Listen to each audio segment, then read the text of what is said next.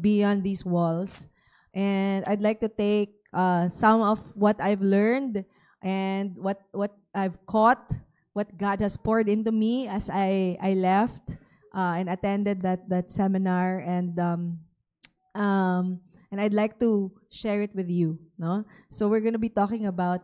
I believe that after tonight, we will be going beyond these walls. Amen. Do you want to go beyond these walls?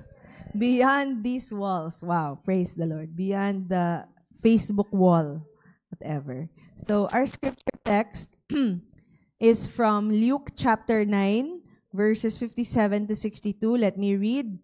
As they were going along the road, someone said to him, "I will follow you wherever you go."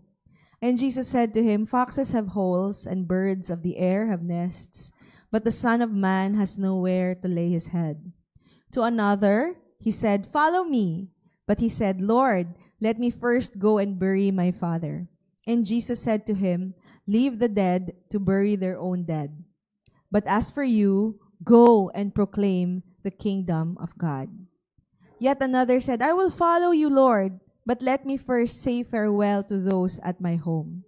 Jesus said to him, "No one who puts his hand to the plow and looks back is fit for the kingdom of God."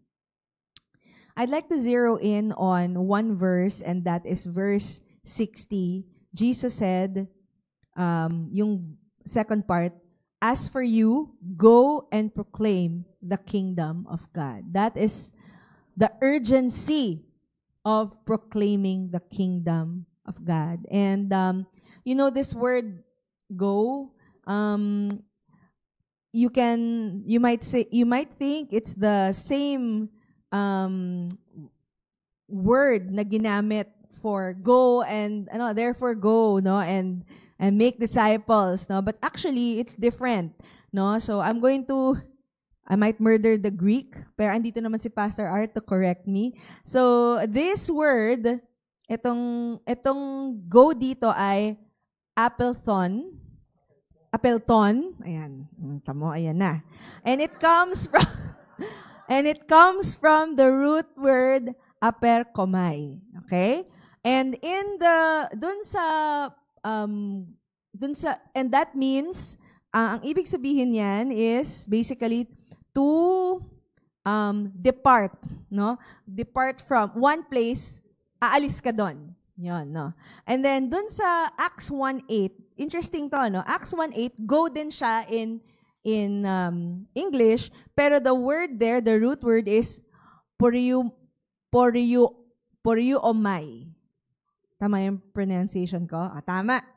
And ang yung word na yun naman, go din siya, but the focus is the travel, no? Yung proceeding or the journey.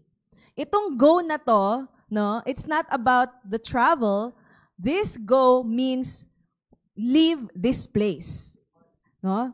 Alis, parang from one place to another, no? So it's not about the journey, but it's the urgency, no? Or parang movement, not the movement, pero dapat the movement from here, paalis ka, no? Moving out, no?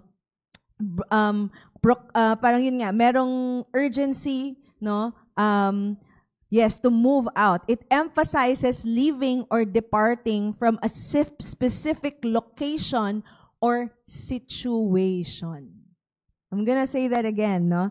This word go, it emphasizes leaving one specific location or situation.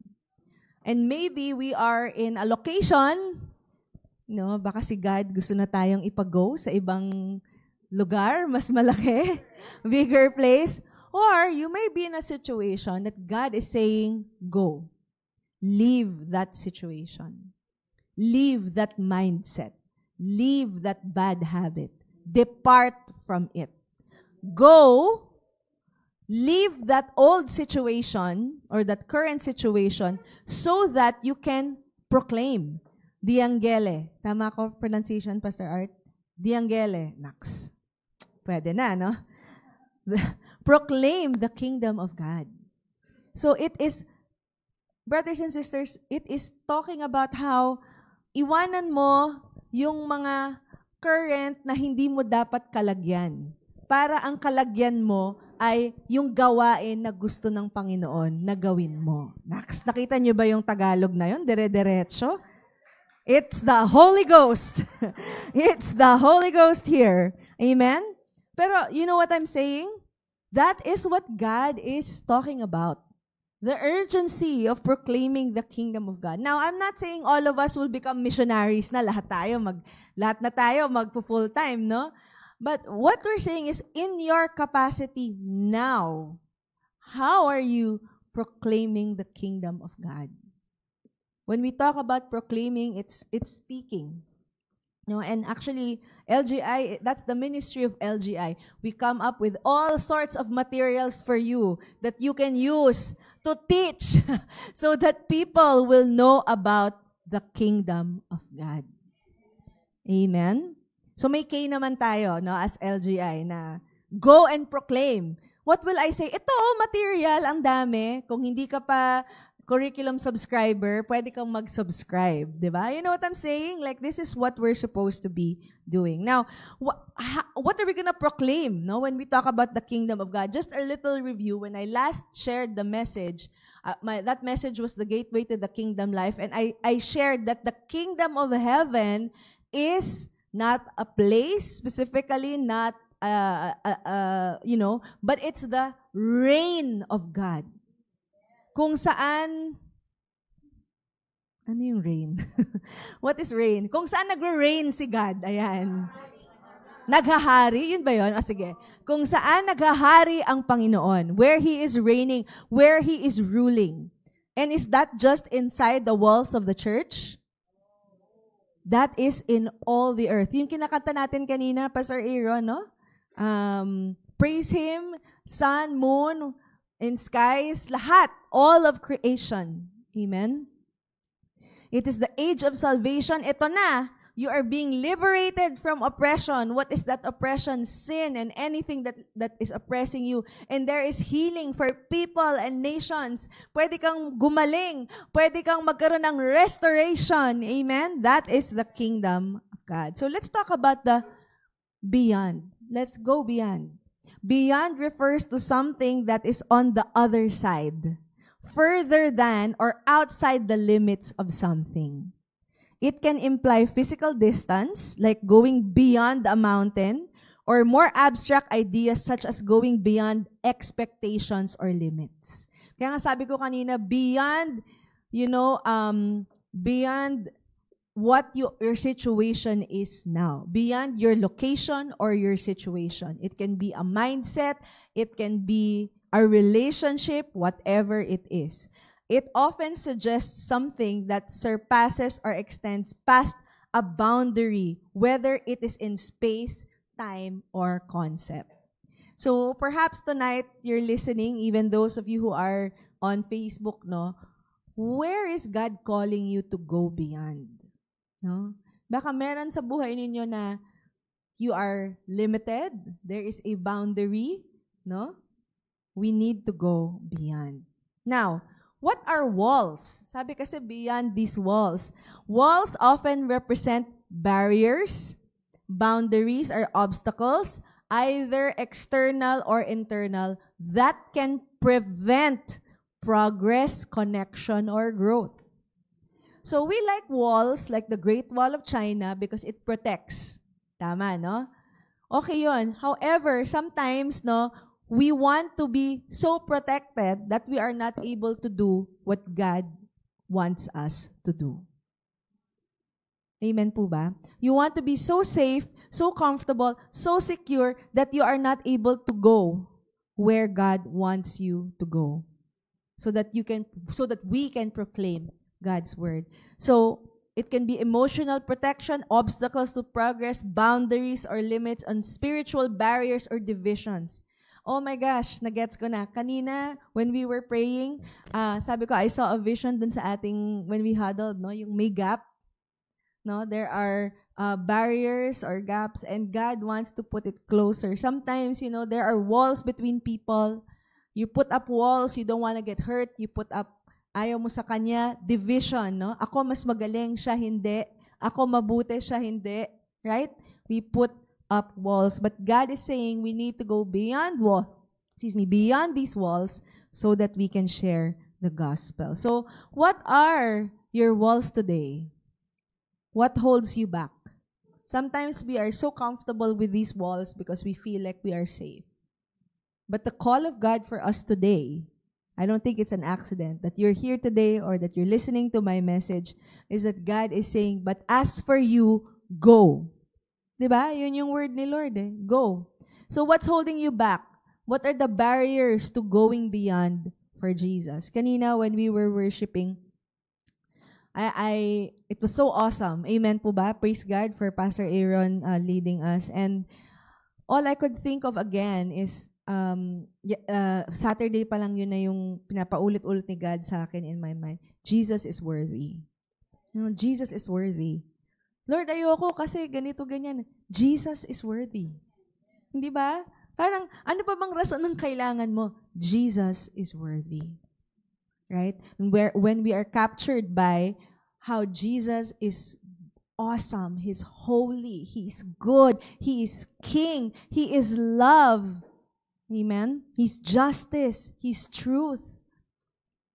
Then, we see that He is worthy. So, let's go to our first point. Our first point is we need to catch God's vision. In order to go beyond the walls, we need to catch God's vision. So, ano ba yung vision? No? What is a vision? Yung LGI, yung the board came together for yung strategic planning, no? For our mission and vision. And so a vision refers to a clear and inspiring picture of the future that guides actions and decisions. Dun ka papunta, no? It's a sense of purpose or a goal that provides direction for individuals, organizations, and communities. So even if you go to LGI, you will see our mission and vision there. Nakapaskil, no? Para pag nalilihis ka na sa vision, babalik ka ulit doon. Tama? In a personal or organizational context, a vision is about where you want to go. Ayan na naman yung go. What you hope to achieve or the impact you want to make in the long run. Okay? So, the question is, no, not the question, but the point here is, what you see matters. What do you see? What do you see? No? That's why tayo, in the prophetic, what do you see? We ask, no? What is God showing? What do we see? Tayo, do we see what God is seeing? So, it is important for us, brothers and sisters, to align with God's vision. So, look at this now. In Luke 9:57-62, that's the verse. The call of Jesus challenges us to see beyond our immediate surroundings and plans. It's about shifting our perspective to God's greater purpose for our lives. Ano yung mga excuse ng mga tao kay God, no? They were saying na,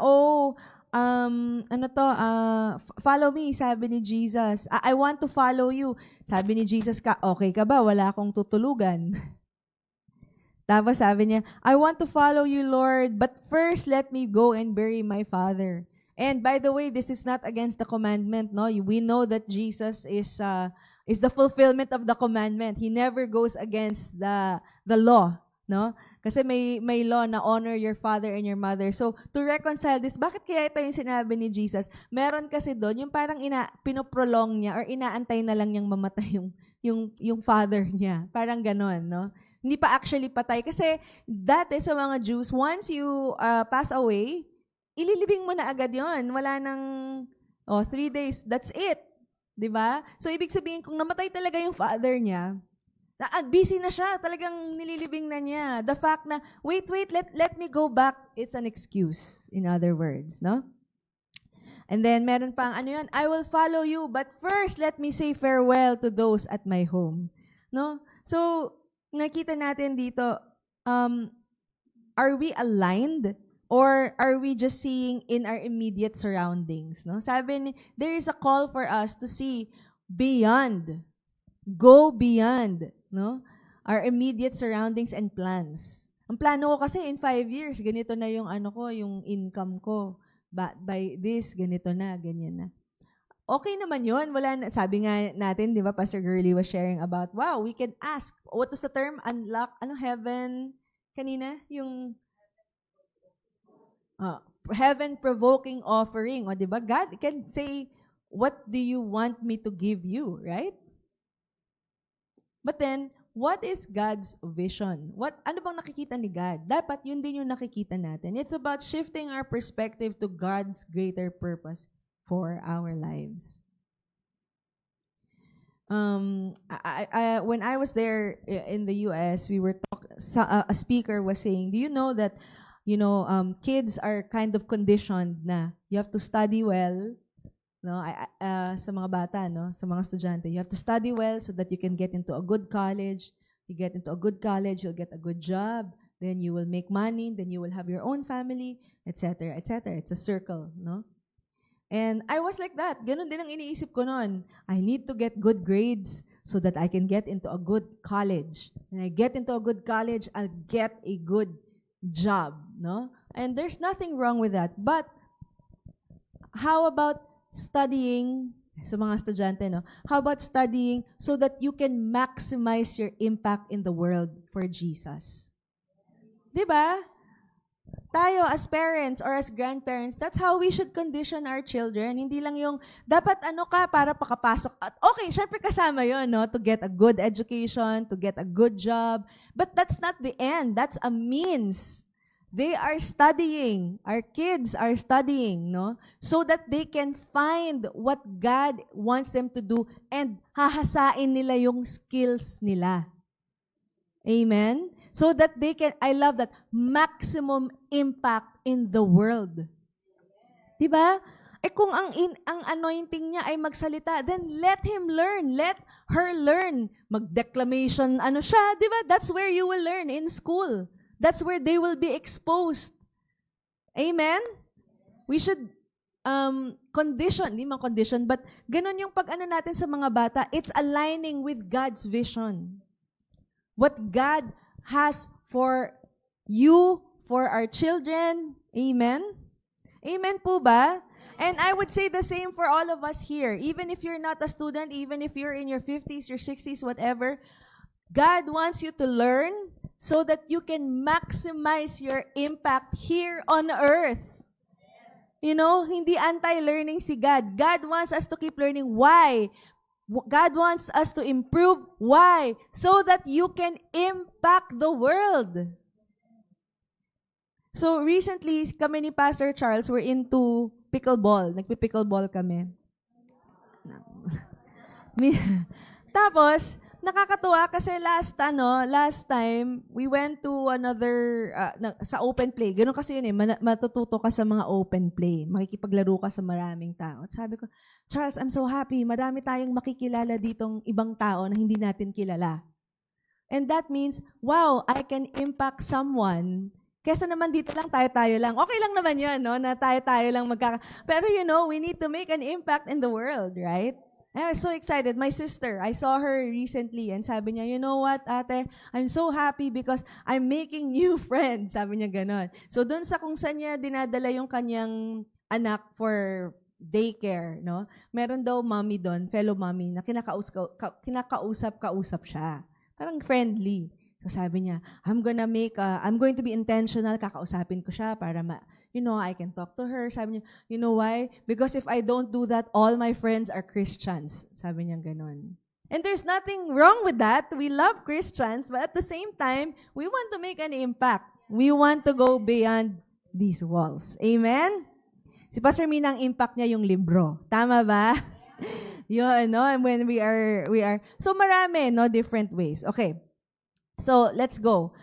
Sabi dito, where there is no vision, the people will perish. But he that keepeth the law, happy is he. In another version, Proverbs 29:18, where there is no prophetic vision, the people cast off restraint. Nagwawala. But blessed is he who keeps the law. When people do not accept divine guidance, they run wild. But whoever obeys the law is joyful. You can see there is a connection between what you see and what you do. Ayan, no? What you see. If you have vision, then you will not perish. And when you keep the law, you will be happy. You will be blessed. Amen? So, revelation. Ayan na, prophetic vision or revelation. Praise God. So, what you see matters and what you do about it matters more. No? So, naka-align ka, wow, ang dami mong WK, may notebook ka pa. Pero ginagawa mo ba kung ano yung nandun? Nag-o-obey ka ba or you just collect? Yung term ni Pastor Min, shopping. Parang forum shopping, no? Pero parang nagsha-shop ka lang ng prophecy. Ito, ayoko nito. Ito, gusto ko dito. Gusto ko yan. Di ba? Parang ganun. What matters, what you see matters, and what you do about it matters more. Amen? So, brothers and sisters, to go beyond the walls, we need to align with God's vision. Or else, magwawala tayo. And you say, bakit? Okay naman yung buhay ko Okay naman ako. Akala mo lang yun pala, nagwawala ka na pala. Di ba? You are perishing and you don't even know it. Nagkakalat ka na. Amen? Second point, brothers and sisters, is pursue God's mission.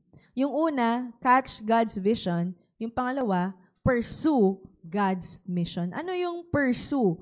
Pursue means to actively chase, seek, or strive towards something, often with determination and effort.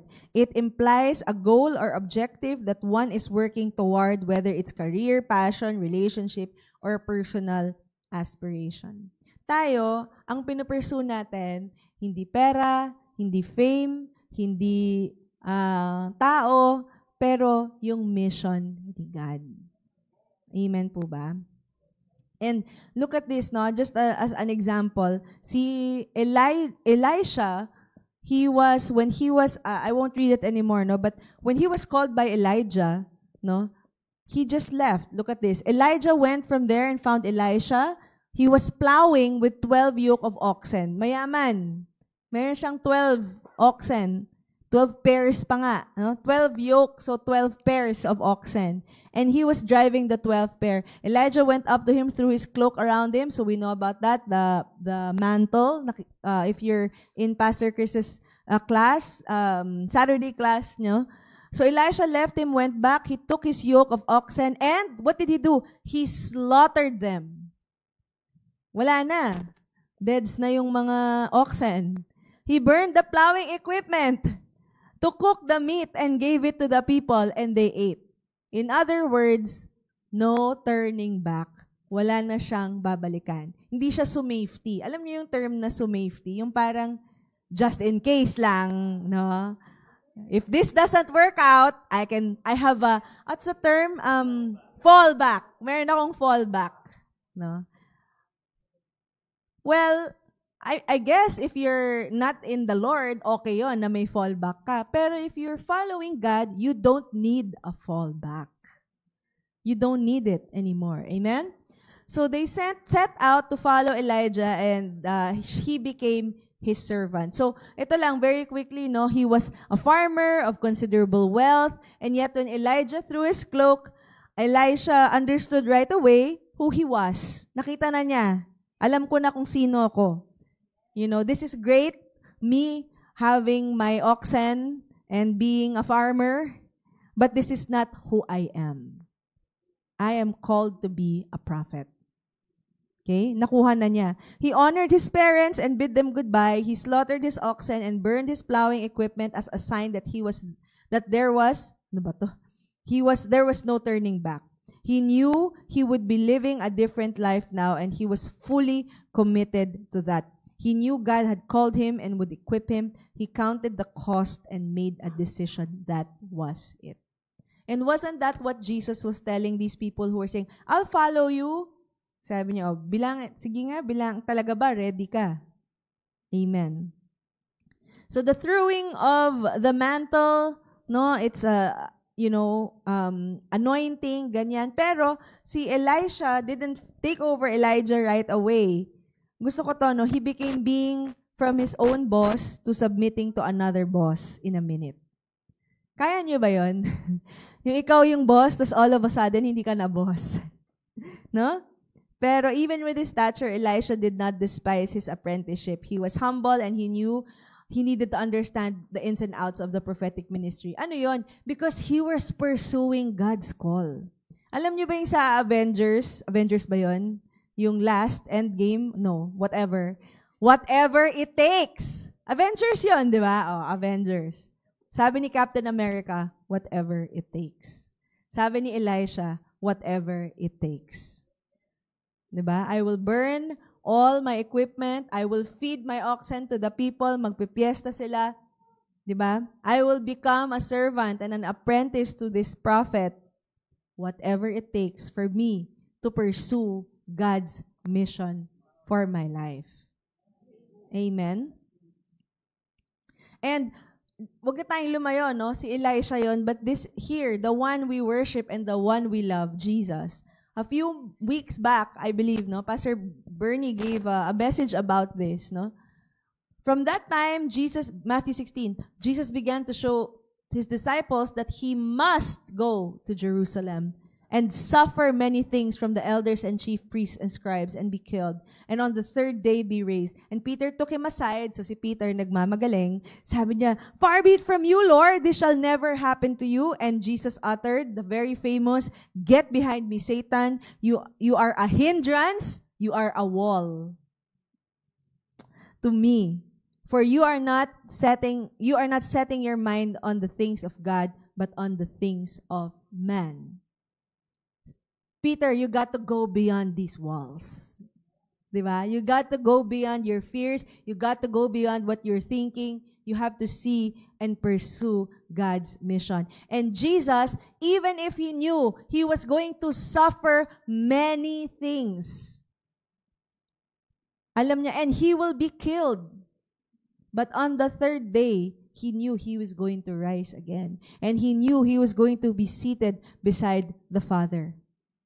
So sabi niya, I must. Sabihin niyo nga, I must. You know, that's something I learned from my professor. Sabi niya, you know, when you read the Bible, I should do this. I might do this. I could do this. You know, sabi niya, no, I must do this. When you're a person of must, wala eh. Wala kang choice. Tama ba? Kasi I should do this, but tinatamad ako. Or I should go there, pero mamaya na lang. But when you're a person of must, there is something inside of you that is pushing you to do it, to pursue it. Hindi ka matatahimik hanggat hindi mo gagawin. Siya nga. Amen, di ba? So, ito yung natutunan ko sa kanya, si Dr. Russell, sabi niya, becoming people who must. Ganyan dapat tayo, mga kapatid. People who must. Hindi dapat tayo yung parang happy lang, you know, whatever, easy lang, check. I'm not saying that life should be difficult. No. Actually, life really is difficult. Tama ba? And yet, despite that, we must. That's what it means. In spite and despite. Kasi pag should lang, pagka may balakid na, ay, atras ka na, ayaw mo na. Hirap eh. Tama ba? Hirap, hindi ko kaya. But if you are a person who must, you will do it, whatever the cost. Amen? And this is what, how do we become people who must? There are 3 things, sabi ni Dr. Brian Russell. You can follow him on YouTube. He's very, very good. He was my biblical narrative teacher, and I think his focus is on the Old Testament. Anyway, sabi niya, how do we become a people who must? Number 1, you embrace a radical commitment to Jesus. Radical. Kaya nga kanina, di ba, wala kang tutulugan. Kaya mo ba? Di ba, sabi ni Jesus. This is not a casual commitment. This is a radical commitment. Why? When you have a radical commitment, you must. Kailangan eh. Tama, yun lang ata yung translation sa Tagalog. Kailangan ko tong gawin. Amen? I must. Pag hindi ako bumangon, walang kakainin yung pamilya ko. I must. Amen?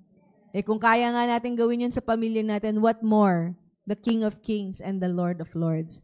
And when you embrace that, you will see Jesus as the ultimate value. Ito yung sinasabi natin na, I worship you. The reason I live. You know those words? Bigat ng mga words na yun. Diba? Para kanino ka ba bumabangon? I must see Jesus as the ultimate value. Yung sinasabi ko nga, Jesus is worthy. Amen? And number 3, you will be a person of must if wala kang fear about your future. If you believe your future is secure in Jesus. If you, katulad ni Elisha, sabi niya, wala na tong fallback, wala na tong option B. 'Di ba? Go, go, go na ako, sabi niya. Elisha, baka gusto mong bumalik. Wala na akong babalikan eh. Sinunog ko na, kinain na ng mga, isukan nyo yung mga oxen. Wala namang ganun, di ba? Sinunog ko na yung equipment ko. Why? Because he believed that his future was secure in Yahweh. Amen? Hindi pa niya kilala yung word na Jesus nun eh. Wala pa. No? But Jesus has always been there. Amen? The Messiah. Third point, brothers and sisters. Oh, what's the first point? Catch God's vision. Second, pursue God's mission. And number 3, embrace God's commission. Commission. And I want to share this. This is one of the things that I learned in the conference. No? There are, sabi niya, when we talk about commission, we always think Matthew 28, 19. Dapat 19 to. Pero pwede mo bang palitan? Nilagay ko yata 18. Can you make it 19? Matthew 28, 19. Anyway. So, yun yung lagi nating iniisip, no? Go, make disciples of all nations. But actually, sabi nga ni Dr. Todd Arendt, sabi niya, God was so serious about His commission, He put it on all 4 Gospels. And that wasn't enough. He put it in the book of Acts. So the Great Commission is not just found in Matthew, but in the 4 Gospels and in the book of Acts. Amen? So saan yun? Tingnan natin, no? Here, in John 20:21, Jesus commissions us what to do. Anong gagawin natin? Huwag kayong mag-alala, ipapakita ko yung verse, no? Pearl, pakiano na lang, sorry, ganito siya. Colon, dapat semicolon. Anyway, in Luke 24:46-47, Jesus commissioned His disciples and by extension us what to say. Napaka-detalyado, di ba? In Mark 16:15, Jesus commissions His disciples where to go. I'm giving credit to Dr. Todd Arendt, no? This is not me. In Matthew 28:19-20, He commissions His people what to become. A community of disciple-making Christ followers. Is that us, brothers and sisters? Are we disciple makers? Because, yes, evangelism is good, that we believe in Jesus, we're saved, we'll go to heaven, praise the Lord. But are we becoming who God wants us to be? Who He has commissioned us to be? And Acts 1:8, by whose power are we going to do this commission? Okay? So what to do, what to say, where to go, what to become, by whose power. Grabe, napakalinaw. Amen? O, tingnan natin. John 20:21, as the Father has sent me, so I am sending you. We are sent, not to stay, but to go. Amen? Go beyond the walls, whatever those walls may be. Maybe some of you are really called for cross-cultural missions. Like I can see Ate Marie is here. Kagagaling lang nila ng Vietnam. Tama, no? Vietnam. Oh. Some of you may be called to cross-cultural missions. Some of you may be called to your neighbor who you don't really talk to. Okay? Number 2, Luke 24:46-7. Ito daw, what to say? That repentance for forgiveness of sins should be proclaimed in His name to all nations. There is repentance for the forgiveness, repentance for the forgiveness of sins is going to be proclaimed. Yun ang ipoproclaim natin, repentance and forgiveness. Tapos, in Mark 16:15, sabi, go into where? All the world. And proclaim the gospel to the whole creation. There's so much I want to share, pero I'm very of the time. So, let's continue. All the world, the reached and unreached people. Matthew 28:19-20, ito yung favorite natin. Go therefore, make disciples of all nations. Teach these new disciples to obey all the commands I have given you. So, dapat we become this group of people that disciples and teaches. Praise God. Check, may OSG teachers tayo. Diba? Sa LGI. Acts 1:8, but you will receive power when the Holy Spirit has come upon you, and you will be my witnesses. Napakalinaw. Amen? Kung ayaw mo basahin yung Matthew, pag pumunta ka sa John, naandun pa din. Brothers and sisters, sabihin mo sa katabi mo, you are commissioned. Right? So in summary, very quick lang, this is the mission of every believer. Every believer. Go, speak, or proclaim. Where? To the nations. And it's not just countries. When we talk about nations, we talk about what? Tribes, people groups. You know, in our church, nakakatuwa, one day, I was preaching on a regular Sunday, then in comes this African guy. Sabi ko, nawawala kaya to si sir? Aba, hindi siya nawawala. Talagang, he was really coming to church. And I was sharing this nga with our church. Sabi ko, I believe his presence is prophetic. Why? Here in the Philippines, ang dami na pong iba't ibang mga nations. Tama po ba? I know, like, sina Elaine and sina Gamela, they have this mission to the ITAS. Tama ba ako? Yes, tama, no? Mga katutubo, you know, yung katabi mo, hindi mo alam kung Bisaya ba yan, Ilocano ba yan, Bicolano ba yan? O dumagats. Diba? O, your neighborhood, baka may mga, yung niloloko nyo lang na, uy, 5, 6. Pero alam mo yon, there are people of different races in your vicinity. Amen? Oh, so, go, speak and proclaim. Ano isi-speak mo? That there is repentance. That there is forgiveness. Go to all the world in Jesus' name, yes. We are supposed to make disciples. It's not just pastors. It's not just teachers and leaders. We are all supposed to make disciples. Kahit isa lang, impluwensyahan mo. Amen? And how are we gonna do all of these things, this whole mission? It's by the power of the Holy Spirit. Amen? So this was the conference I went to. Ayan, represent. Nung nagsalita ako, sabi ko, I bring greetings from my church and from the organization I represent, Life Growth Christian Network, Inc. Bumili pa ako ng barong top para ethnic, di ba? Para makita naman nila, ay, ganun. In fairness, dami namang bumate. Sabi ko, yes, this is a Filipino, this is what we wear in the Philippines or formal occasions, di ba? So beyond these walls 2025, this is a every other year, no? At ang theme nila is mobilizing for the outpouring. Isn't that powerful? And sabi, BTW was a gathering to remember 450 leaders from 26 different states sa US and a dozen nations gathered to be equipped and encouraged by more than 40 leading voices in missions and ministry leadership. Amen?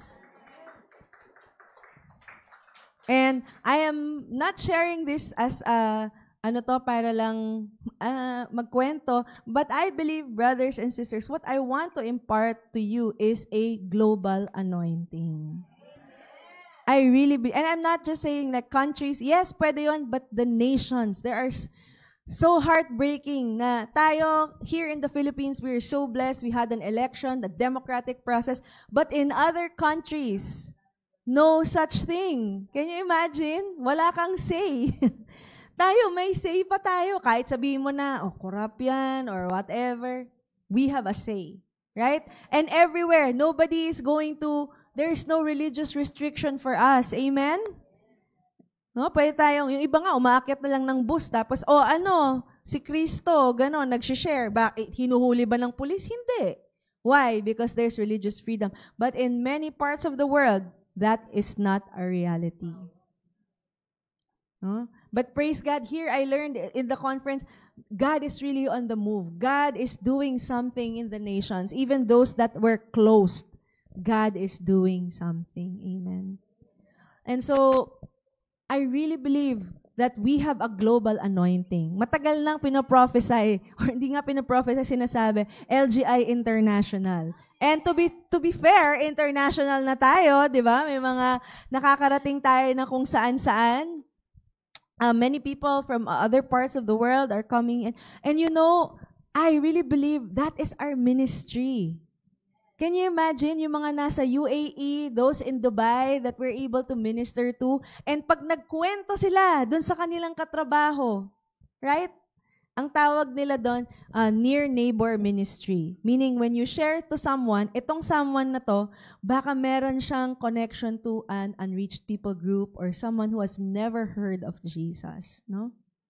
I really believe, brothers and sisters, that God is calling us to a global anointing. We are now the question is, are you gonna move in your anointing? Or are you going to be within your walls? Ibig na beyond these walls, within my walls. Brothers and sisters, the world is for us to go and to share the gospel, to share the powerful truth that there is forgiveness for our sins and that we can be reconciled to God. Amen? So isipin nyo na, ano ba, saan ka dinadala? Sa mga tribo ba? Sa mga, Dinagat Island, sa mga Aita, wherever, right? Filipinos are everywhere, tama? They're in Japan, they're in Spain, they're in Israel. Kaya nga, mahal na mahal nila ang mga Pilipino, di ba? Kasi sa Israel, they take care of the Jews who are there or the Israelis who are old, no? So, amen? The question now is are you going to go beyond your walls? Or are you so preoccupied, brothers and sisters? Are we so preoccupied about our stuff going on within our walls? So, I'm gonna end here. We need to go beyond these walls. What are the walls that you have pina-identify ko sa inyo? And we need to go beyond them. We need to catch God's vision. We need to pursue God's mission, and we need to embrace the 5-point commission. Amen? And we cannot do it on our own. We can only do it through the power of the Holy Spirit. When I was there at BTW, I was invited to give a 9-minute talk. Grabe, no? Nilipad nila ako doon for 9 minutes. Akala ko rin 12. 9 pala. But eventually, they added me to a panel. Anyway, and they asked me to share about the Holy Spirit. And I shared about the Holy Spirit and how He will keep the fire in our hearts burning. And that's my prayer. You cannot go global if you are not a person who must. Kasi maraming balakid eh. Tama? Wow, Lord, I want to be global. Are you a person who must? Diba? Kasi pag, ang hirap ng visa, ang mahal, ang daming, ayan na. But if you are a person, you have become a person who must, you will pursue the mission of God, no matter what. No turning back, whatever it takes. Amen? Let's all rise, brothers and sisters. And I just want to pray for you. We believe in impartation, amen. And if you want to catch that, I believe, there's nothing special about me. I know God is just using me, and so I generously give it to you as well. That the global anointing that the Lord has opened doors for me, God will open for you as well. If you want it. If you are a person who must. If you will embrace God's commission for you. Let me pray for you. If that's you, just receive it. Hallelujah, Lord. Hallelujah, Lord. Thank you, God. You made it so clear to us tonight. We are commissioned. You have commissioned us. There is a mission. There is a vision. And it's up to us if we will embrace it. It's so clear. Hindi namin mapagkakaila. Lord, make us a people who must. Make us a people who must. Help us to catch your vision. And help us to be people who will say, no turning back, whatever it takes. Lord, in the name of Jesus, I just release right now the global anointing, oh God, that the way you open doors for me, you will open doors for my brothers and sisters. Hindi nila hahabulin. It will be mighty surprises so the world may believe that Jesus Christ is Lord. If that's you, clap your hands and say amen.